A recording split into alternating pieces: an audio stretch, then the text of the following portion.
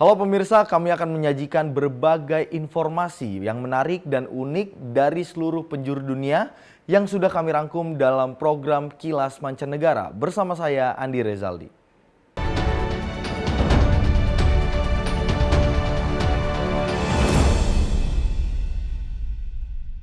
Terinspirasi dekorasi perayaan Halloween dan Natal di rumah di Amerika Serikat, Ayesha Subhan, diaspora Afghanistan di Sacramento, California merintis Era Trend Store, toko online yang menawarkan dekorasi bertema perayaan Hari Besar Islam agar anak-anak Muslim merasakan kegembiraan merayakan Hari Raya di Amerika Serikat. Menjelang akhir tahun saat warga Amerika merayakan Halloween dan Natal, rumah-rumah pun terlihat meriah dengan berbagai dekorasi luar ruang. Me and my kids gets really fascinated by the lights and the inflatables all around the street.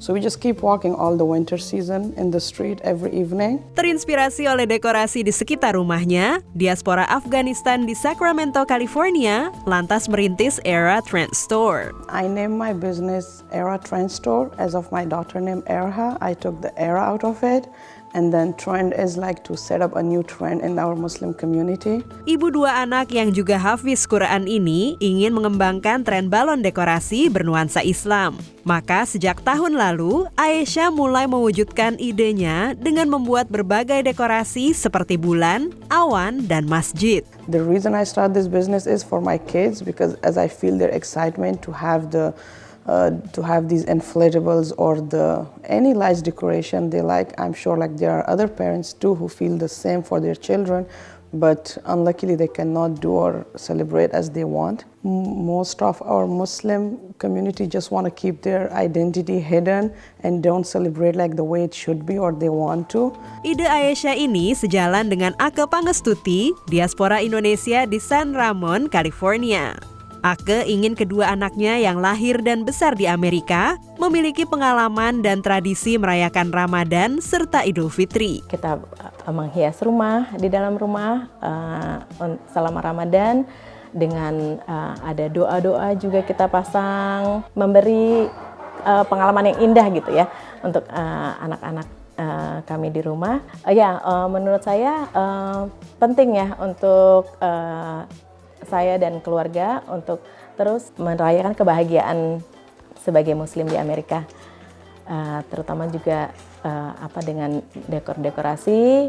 I think it's great to embrace and immerse yourself in the holiday. In our house, we decorate it with banners and balloons saying Ramadan or Eid, and I think that's very fun. Adi Sumandi, Ustadz Komunitas Muslim Indonesia di San Francisco Bay Area, memberi tanggapan positif memasang dekorasi saat Ramadan dan Idul Fitri sepanjang tak berlebihan. Walaupun hal semacam itu ya, itu bukan keharusan, tetapi bisa dikatakan itu adalah sebagian dari syiar, ya.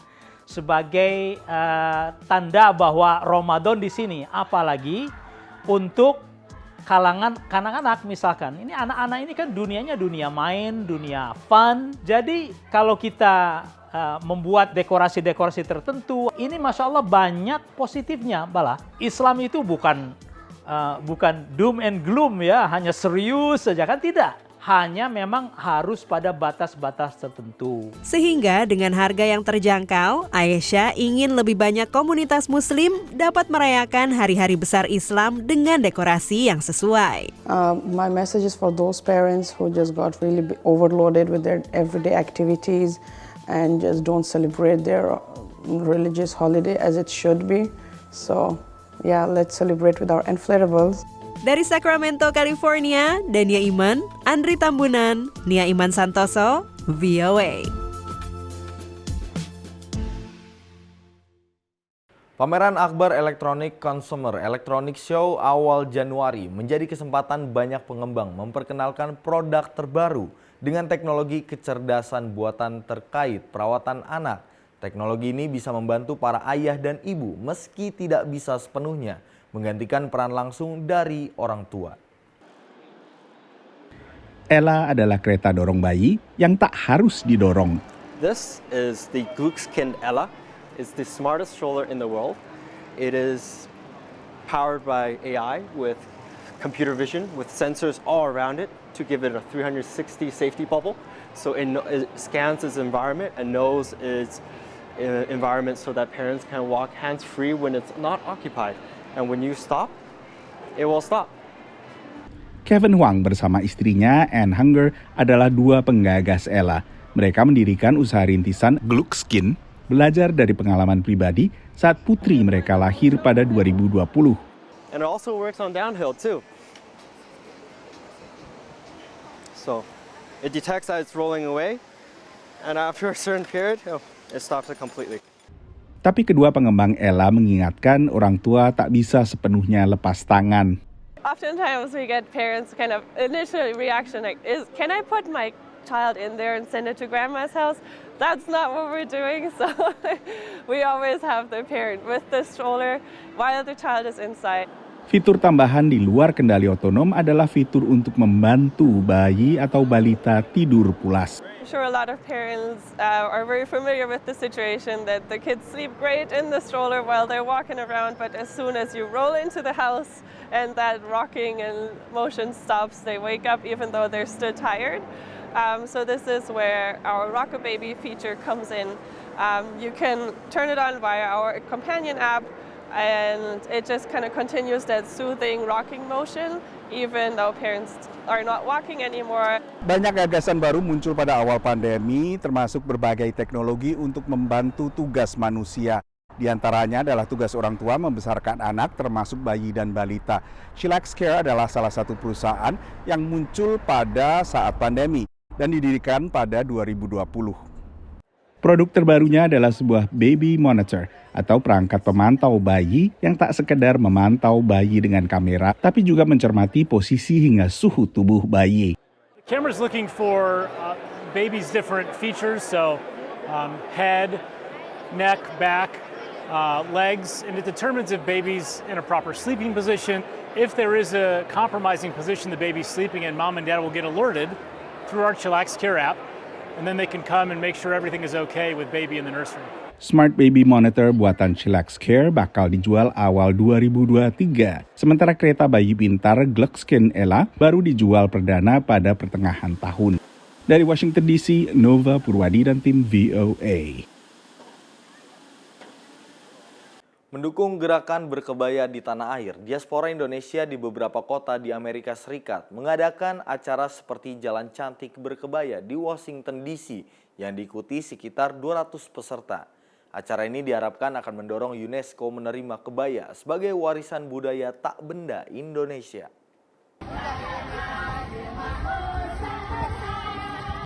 Di bawah terik matahari pagi, barisan perempuan berkebaya ini berjalan menyusuri International Mall, Washington DC ke arah Capitol Hill, gedung Kongres Amerika Serikat. Mereka adalah peserta Jalan Cantik Berkebaya dan kompetisi TikTok yang diselenggarakan Kedutaan Besar Republik Indonesia di Washington DC. Selain 17 Agustus, kita juga ingin menggaungkan dan mensukseskan kebaya Goes to UNESCO ini. Karena kami merasa harus ikut berpartisipasi, walaupun kami berada tidak di Jakarta atau di Indonesia, kami ikut mensupport agar kebaya Goes to UNESCO ini bisa diterima di dunia internasional dan menjadi salah satu budaya tak benda yang merupakan warisan nenek moyang kita. Untuk tampil cantik berkebaya, beberapa peserta mengaku mulai berdandan jam 5 pagi, terutama yang mengenakan kebaya klasik dengan bauan jarik dan rambut disanggul. Selain kategori klasik, peserta juga boleh tampil mengenakan kebaya modern. Dan karena harus berjalan lebih dari 1 kilometer, mereka diperbolehkan memakai sepatu olahraga atau sandal yang nyaman. Setiawati Clark mengenakan kebaya motif lurik Yogyakarta, yang lazim dipakai ibu-ibu di pasar dan abdi dalam keraton. Mengikuti acara ini, why not? Kita kan harus promosi, dan ini ladang yang sangat baik untuk kita memperkenalkan Indonesia kepada masyarakat di Amerika Serikat, terutama di Washington DC. Kei Kosasih juga giat mempromosikan Indonesia dengan berbagai cara di Amerika. Dan juga merasa bangga aja ya, karena kan ini suatu kebanggaan hasil warisan yang harus selalu dirawat. Jadi jangan sampai kehilangan dan jangan sampai dilupakan oleh generasi muda. Selain warga dan diaspora Indonesia, ada beberapa perempuan Amerika di antara 200-an peserta jalan berkebaya cantik. Oh, it's the most beautiful clothing, and everybody is different, which is so lovely, and I'm enjoying learning about the different islands and the different styles from all of the different areas in Indonesia. Model dan asal daerah kebaya boleh saja berbeda, namun busana ini, kata Airosan, memberi sentuhan khas bagi perempuan Indonesia. Kami merupakan perempuan Indonesia dimanapun berada dalam kegiatan apapun dengan berkebaya, pasti perempuan Indonesia itu cantik dan anggun. Selain di Washington DC, acara berkebaya juga diadakan oleh beberapa perwakilan Indonesia di Amerika Serikat, seperti di Konsulat Jenderal RI di Chicago dan juga di New York yang menggelar fashion show kebaya. Harapannya, gerakan berkebaya di Amerika dan di tanah air akan mendorong UNESCO segera menerima kebaya sebagai warisan budaya Indonesia. Dari Washington DC, Supriyono dan Virginia Gunawan, VOA. Mengantisipasi populernya mobil listrik, Laboratorium Nasional Argon mengembangkan baterai mobil listrik berbahan daur ulang untuk mencegah overmining atau penipisan sumber daya alam.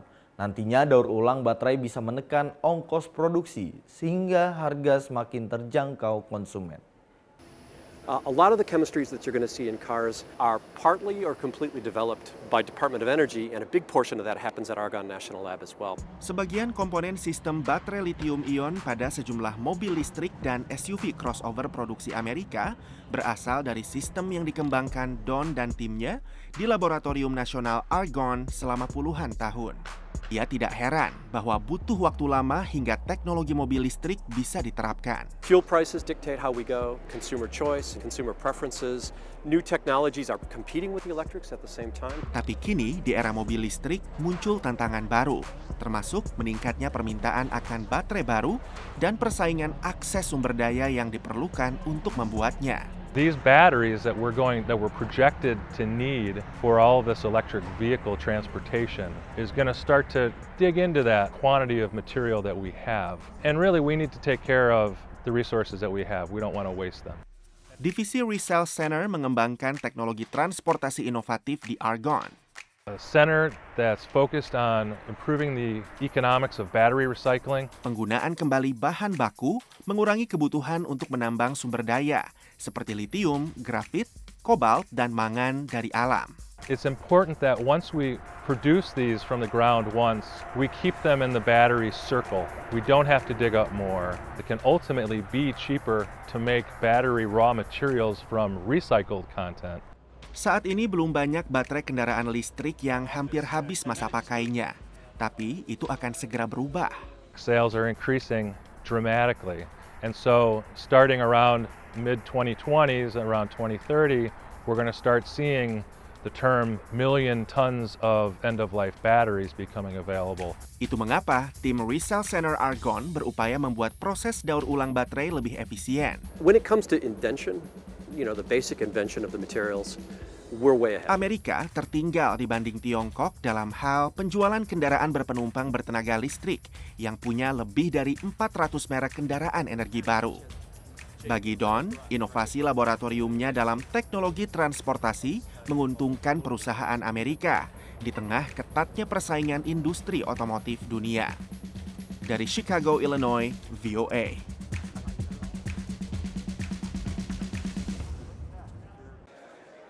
Permainan video di TV layar lebar bukan hal baru, tapi untuk menikmati video game terbaru, kini tak perlu ada konsol permainan video khusus. Produsen konsol ternama Xbox kini hadir lewat sebuah aplikasi di sebagian TV pintar terbaru buatan Samsung, menggunakan teknologi komputasi awan. Some people couldn't actually even tell the experience playing on our Samsung Gaming Hub to a console gaming. So the experience is very, very similar. From what we're trying to do on our product itself is trying to open up gaming to everyone. So people will probably already have consoles, maybe the consoles are installed in their living room, but then they have the option to play maybe in the bedroom where they have a Samsung TV.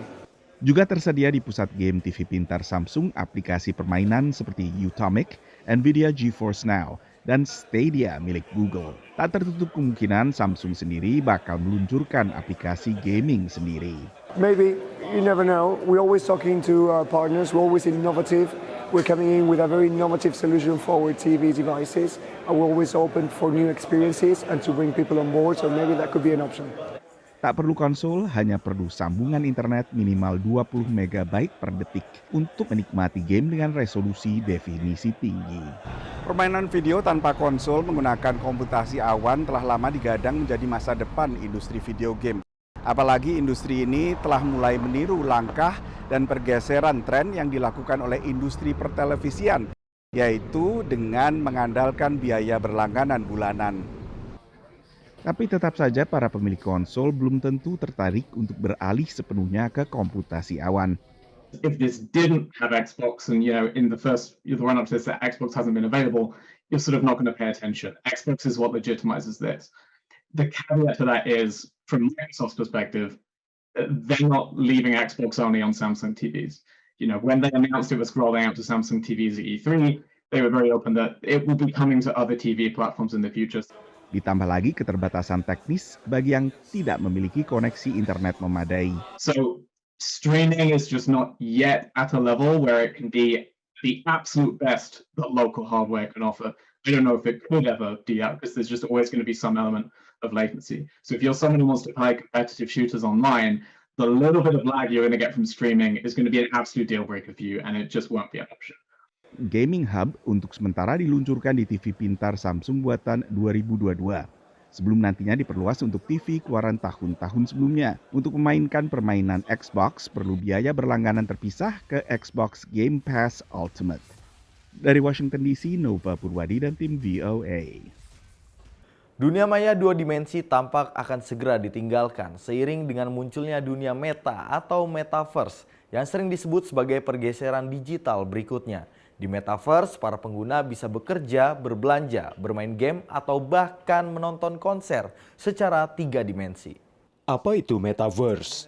Sejumlah perusahaan teknologi dan lainnya menggambarkan metaverse sebagai tempat di mana dunia nyata akan bercampur dengan dunia digital melebihi yang ada kini. Tapi selain itu, right now we are essentially hearing the first whispers of a metaverse, and there is very little to say like this will be the future. All we're really doing is really at the brainstorming phase of what should it look like. Istilah metaverse mengacu pada dunia imersif 3 dimensi yang bisa dibandingkan dengan dunia layar yang masih 2 dimensi yang kita alami pada saat ini. It's not just looking at video or even virtual reality on your screens or through displays, but really having a kind of a digital layer, if you will, thrown on top of the entire world. The great thing about the metaverse is it captures the point that it's all connected. It's like the internet that you walk into. Salah satu yang mengandalkan metaverse adalah Facebook, yang belum lama ini mengubah nama perusahaannya menjadi Meta dan membuka Meta Store. Di sini pengunjung bisa mencoba headset realitas virtual, bermain dengan bermacam perangkat, dan berkontemplasi dengan metaverse. You want to go to the moon, maybe it's hard for every people, but in the metaverse, just a second, and then you go to the moon. Sejumlah orang melihat metaverse sebagai tempat nongkrong bersama teman. I would like to be in a virtual chat room with my friends for 4+ hours. If I could have that level of immersion, where I could be connected constantly in my room or wherever I please, that would be the main draw for me. Menurut pengamat, akan makan waktu bertahun-tahun bagi metaverse untuk terwujud sepenuhnya. Tapi untuk saat ini, banyak orang sedang mempertimbangkan apa yang selanjutnya akan terjadi dalam kehidupan digital mereka. Dari Arlington, Virginia, saya Helmi Yohanes dan tim VOA. Robot sudah lama dipakai di bidang manufaktur untuk melakukan tugas yang berulang secara cepat dan tepat. Kini para ahli mengembangkan perangkat lunak gratis untuk membuat perangkat robotika semakin cerdas, sehingga bisa memanen buah atau meraih barang secara lebih presisi. Ini mungkin terlihat seperti permainan anak-anak, tapi membuat lengan robot bisa mengambil barang yang tepat dengan hati-hati perlu banyak kecerdasan. In the R&D community, a lot of this is taking as many off-the-shelf parts and some duct tape and some glue. Mesin ini cocok melakukan tugas yang berulang dan presisi. Perusahaan software membuat mesin ini menjadi pintar dengan menulis instruksi perangkat lunak agar lengan robot bisa memanen tanaman, bekerja di lautan, dan banyak lagi menurut pakar robotika Kat Scott. What single thing are they doing? And it's like, well, what single thing do I do with my hand? Humans, they're really good at grabbing things, and robots aren't yet. And so what we're trying to get to is there robots that are better at grabbing things and better at moving things. Picnic Robotics, sebuah perusahaan di Boulder, Colorado, membuat software yang memudahkan mengoperasikan lengan robot dari jarak jauh atau melatih lengan melakukan tugas. Essentially, this software allows you to take just about any robot arm that's out there on the market today and take it into any place and start working with it and start building something without having to really think too hard about how to program it. Dalam kunjungan ke Picnic Robotics, anak-anak ini melihat berbagai kemungkinan. It's really cool to have a robot that can maybe do everything for you. Perusahaan teknologi sering merahasiakan kode software mereka. Tapi Picnic adalah salah satu yang menawarkan perangkat lunak open source yang bisa dilihat dan disempurnakan para pengguna. Menurut insinyur robotika Picnic ini, perangkat lunak open source Picnic tingkat dasar tersedia gratis. You can find it online, and there are a lot of tutorials, so you can try it at home. You don't even need a robot, you can do a lot of things in simulation. Ketika para insinyur di seluruh dunia menambahkan kecerdasan mereka ke dalam kode robotika, maka mesin ini siap untuk melakukan lebih banyak hal lagi dibanding sebelumnya. Dari Arlington, Virginia, saya Helmi Yohanes dan tim VOA. Demikian program Kilas Mancanegara kali ini pemirsa. Jangan lupa tetap saksikan Kilas Mancanegara setiap Sabtu dan Minggu pukul 7.30 dan 19.30 waktu Indonesia Barat hanya di Sinpo TV. Saya Andi Rezaldi dan segenap kru yang bertugas pamit undur diri. Selamat menikmati libur Anda dan sampai jumpa.